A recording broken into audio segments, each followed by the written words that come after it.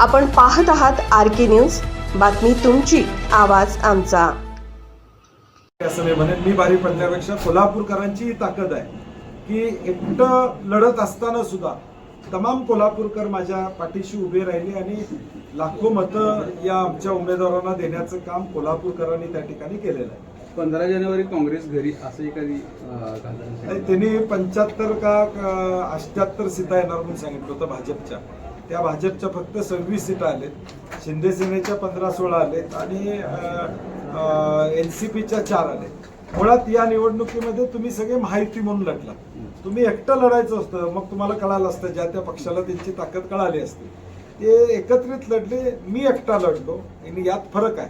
त्यामुळे आमचं जे यश आलेलं आहे, ठीक आहे, इलेक्ट्रॉलमध्ये बहुमत हे महत्वाचं असतं, परंतु 35 जागांवर पोचणं एकट्यानं हे कोल्हापूरकरांच्या आशीर्वादामुळे मला शक्य झालं। RK न्यूज चॅनलला लाईक करा, शेअर करा आणि सबस्क्राईब करा।